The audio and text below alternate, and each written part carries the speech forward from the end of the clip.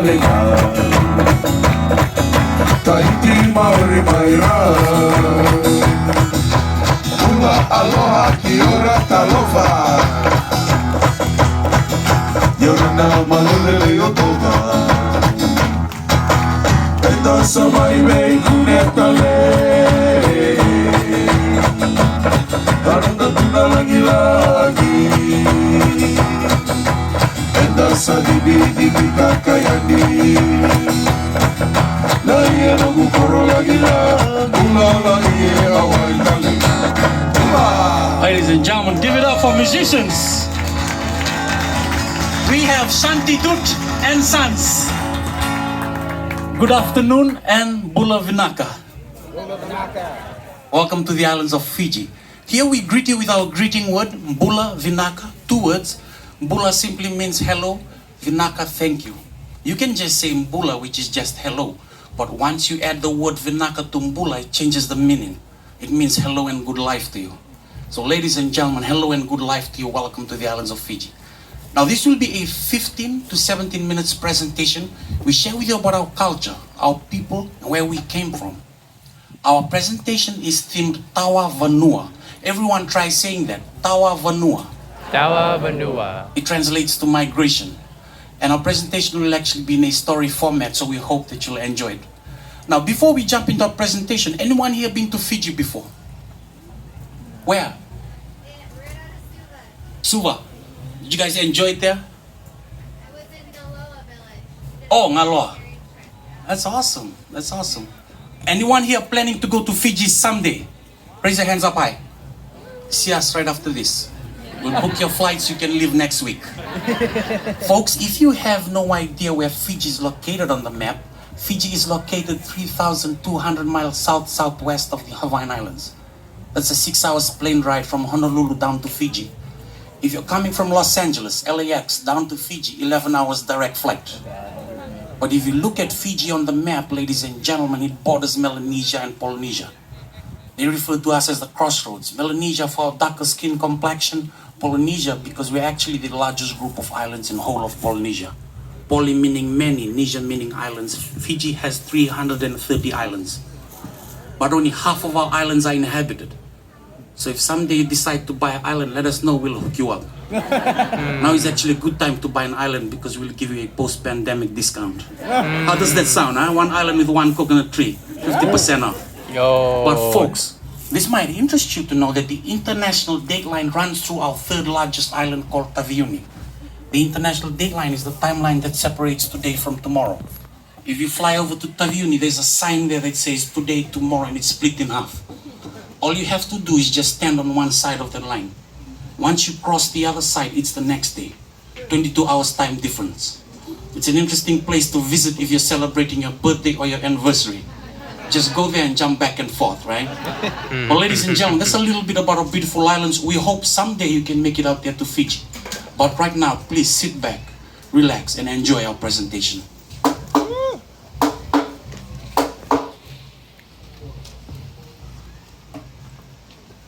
Now, our story begins around 4,000 years ago, when the southern and eastern Pacific Islands were completely uninhabited. Any evidence of humans existed only in the fringes of the western Pacific, in islands like Papua New Guinea, the Solomon Islands, islands referred to today as the Melanesian Islands. Scientific evidence proved that these people have been in these islands for thousands of years. They were a hunter and gatherer people, lived in small villages, small family units, isolated from the rest of the population.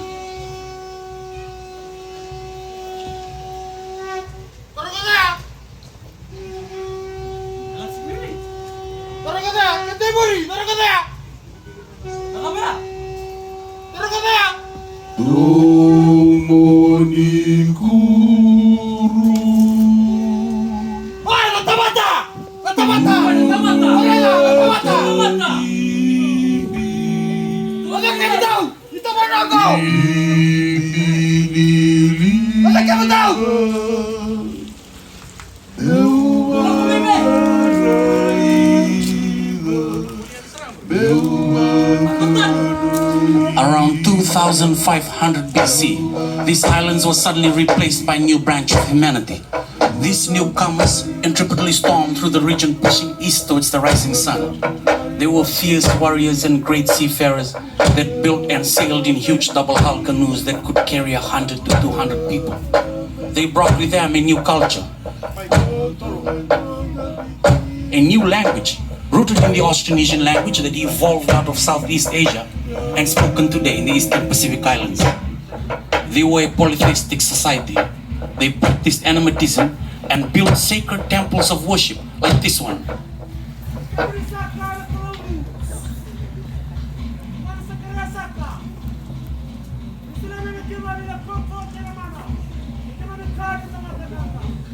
Our high priest, ladies and gentlemen, offering our prayers to the gods, asking the gods to bless his people. Notice that our temple is built taller and higher. The belief was the taller the structure, the closer the communication with the ancestral gods.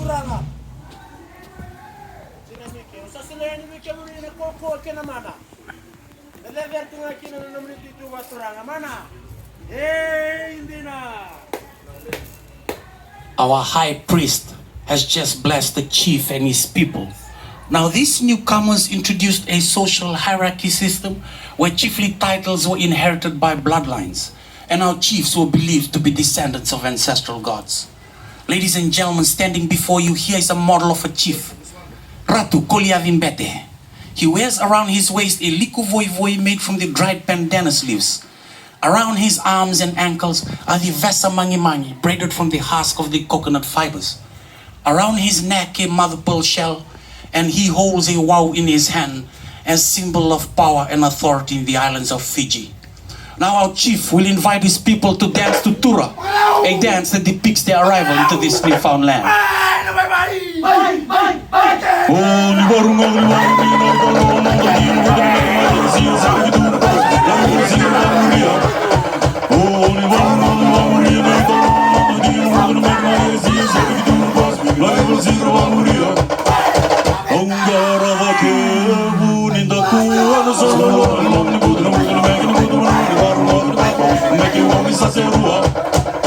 Sakal sombra madre singa de salvar madre figo sal sal barre da madre me mai sia tawa no e tu budu tu madre kia budu ko mai liukina e budu ko roti mali wa sal sal no sali wa mai so kina tawa ni kina was mi ga wa tu mai si budu me mai tin kina o ni wa ni nei da no no de di me mai sia so ni tu was lai wa si wa muria o ni wa muria nei da no no de di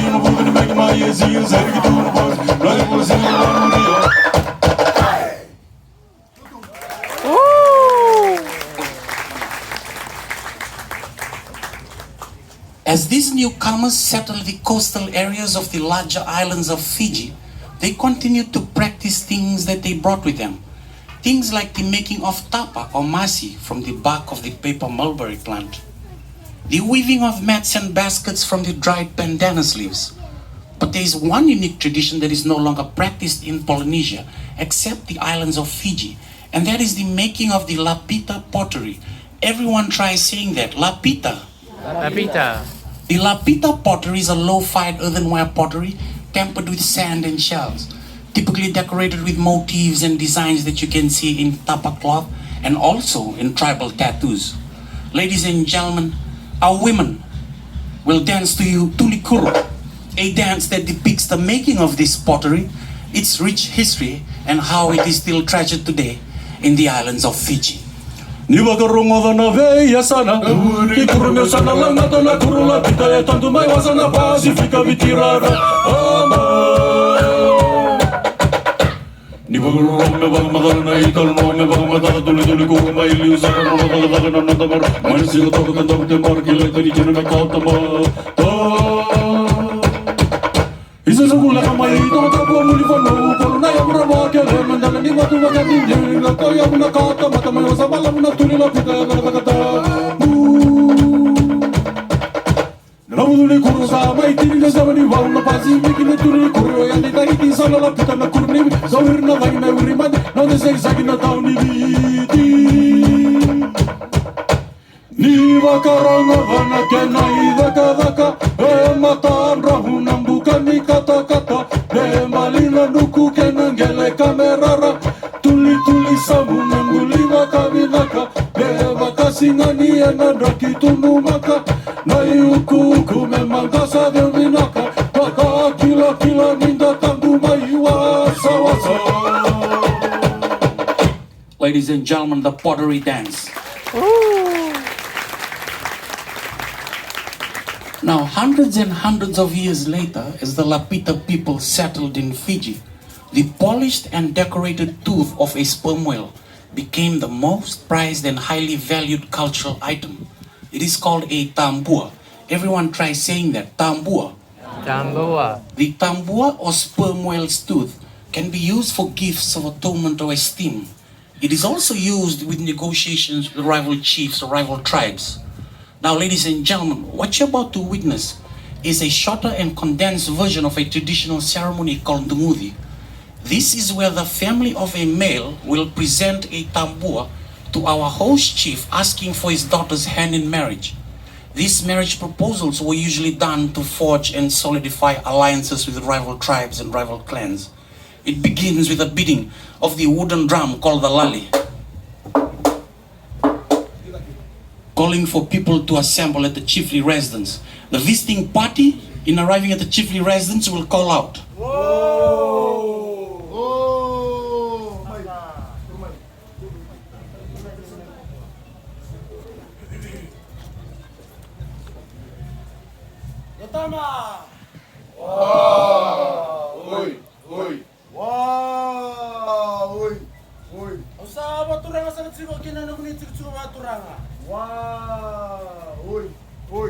Ladies and gentlemen, the man you hear speaking is the spokesperson of the rival clan.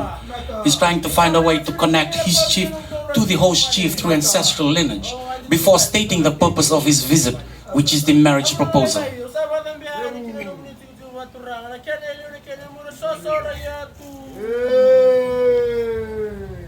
Our host chief, before accepting the marriage proposal, will summon his daughter. Andi Taliu.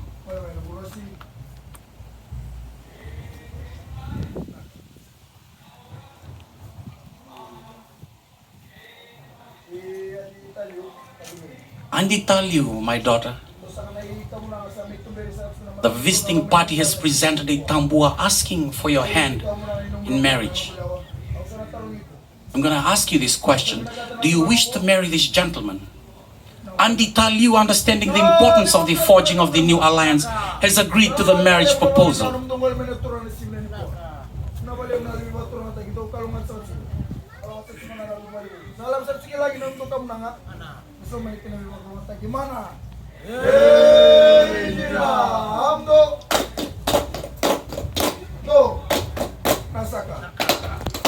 Ladies and gentlemen, our host chief has officially accepted the marriage proposal. And we present to you the daughter of the host chief, Andi Taliu. She wears around her waist tapau masi made from the bark of the paper mulberry plant. Around her arms and back, the trails. The longer the trail, the higher the rank in society. Around her neck, imbulio white cowrie shell and facial markings on her face symbolizing her rank and status in Fijian society. Standing right beside her, the son of the rival chief with the mother pearl shell, Ratu Oliva Damanu, also symbolizing his rank and status in Fijian society. Ladies and gentlemen, let's wish them well as they prepare for their wedding in a few months' time. Fijian history and oral traditions talks a lot about rivalries between chiefs and tribes. When missionaries arrived to our shores, Fiji was in the middle of tribal warfare. Missionaries documented some of these events as ferociously vicious and inhumane. Some of the weapons used were the motorsai sai, or the spear, the ula, or the short-throwing club. The ula, or short-throwing club, was highly effective when your opponent was trying to escape. But the most commonly used weapon was the manda, or the wau. It was used for close combat.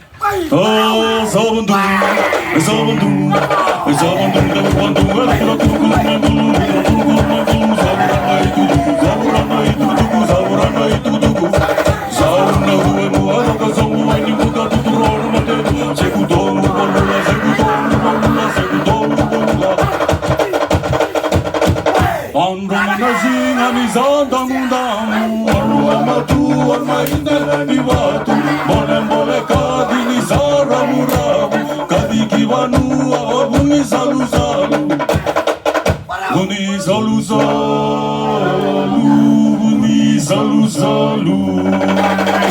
Nivaga Saravana to Nivala Ludu Guru Tomal Kabal Dose Mana Maina Govan Do Nivala Bol Bol Mana To Nivala Bol Bol Ladies and gentlemen, the weapons dance. At the beginning of the 19th century, Europeans arrived to our shores. Old customs and old traditions were slowly integrated to new ones. Our temples were being replaced with churches and chapels. Bark cloth and grass skirts were no longer worn. It was reserved more for ceremonial attire. What we wear today, ladies and gentlemen, is a more modern attire.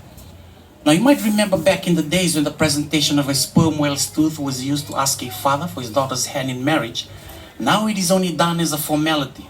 What precedes that is a Western-style marriage proposal with an actual kneeling, a ring that he brought from Walmart, and she said yes. With the introduction of modern musical instruments like ukuleles and guitars, we dance to songs like this.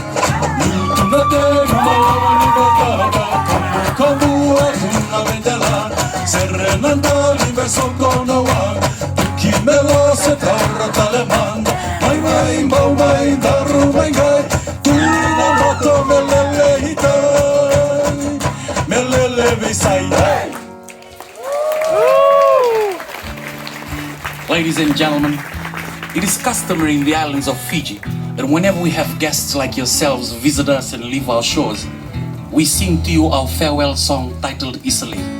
Isale has so many meanings, but today it simply means thank you very much for visiting us in our beautiful islands. Now, ladies and gentlemen, we want you to know that your being here allows these students from the nearby Brigham Young University Hawaii campus to gain an education, return back home someday to their countries, and help in the development of Pacific Island nations. And for that, we are deeply grateful for your visit. Ladies and gentlemen, Ratu Kulia back.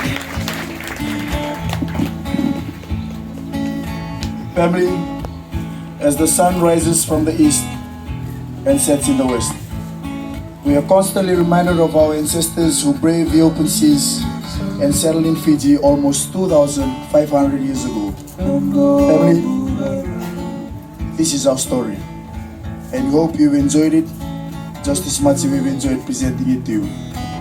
Minaka Wakalebu, Misa Mwaliman.